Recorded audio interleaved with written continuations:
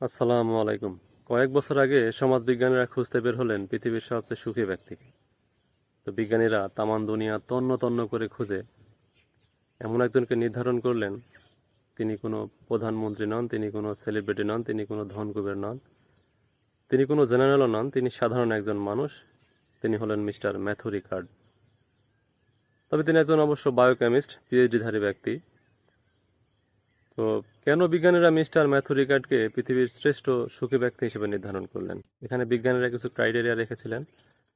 নানা রকমের পরীক্ষা নিরীক্ষা করার পর অবশেষে তারা সিদ্ধান্ত নিলেন যে হ্যাঁ, তিনি পৃথিবীর সবচেয়ে সুখী ব্যক্তি। তার ব্রেনে অনেক যন্ত্রপাতি লাগিয়ে তার ব্রেন স্ক্যান করা হলো, তার বডি এমআরআই মেশিনের মধ্যে ঢুকিয়ে নানা রকমের পরীক্ষা নিরীক্ষা করার পরে তার ব্রেনের স্ক্যান রিপোর্ট দেখে বিজ্ঞানীরা বিস্মিত হলেন। তারা অবাক করা তথ্য দিলেন।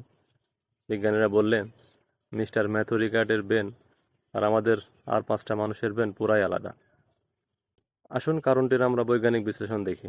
আপনারা এখন ব্রেনের যে 4টি রঙিন অংশ দেখছেন, একটি হলো anterior cingulate cortex, dorsolateral prefrontal cortex, amygdala এবং হিপোক্যাম্পাস।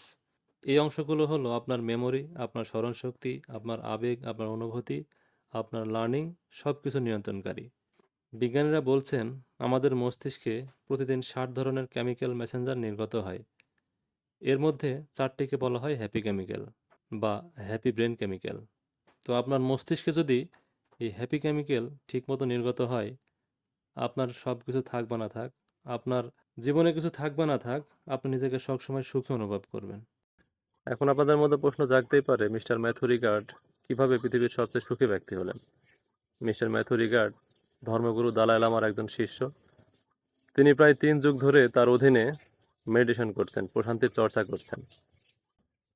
সে কারণে তিনি পৃথিবীর সবচেয়ে সুখী ব্যক্তি হতে পেরেছেন। তো বন্ধুরা, আপনারা যারা মনে করতেন বা এখনো যারা মনে করেন যে সুখী ব্যক্তি হতে হলে প্রতিপত্তি, টাকা পয়সা, ব্যাংক ব্যালেন্স প্রয়োজন হয়, ম্যাথু রিকার্ড সেটার ভুল প্রমাণ করেছেন। মিস্টার ম্যাথু রিকার্ড দেখিয়ে দিয়েছেন যে সুখী হতে হলে জীবনে বেশি কিছু থাক বা না থাক, বেশি কিছু আপনার টাকা পয়সা, অন্যান্য জিনিসপাতি সম্পদ না থাক, আপনি তবুও সুখী হতে পারবেন যদি শুধুমাত্র আপনি প্রশান্তির চর্চা করেন, মেডিটেশন করেন আর পজিটিভ চিন্তা ভাবনা করেন। তো বন্ধুরা, আসুন আমরাও ম্যাথু রিকার্ডের মতো চেষ্টা করি, তার মতো মেডিটেশন করি, প্রশান্তির চর্চা করি। তাহলে আমরা সুখী এবং সমৃদ্ধ হতে পারবো। ভিডিওটি ভালো লাগলে অবশ্যই একটি লাইক করবেন।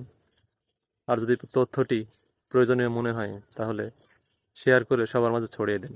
ধন্যবাদ সবাইকে।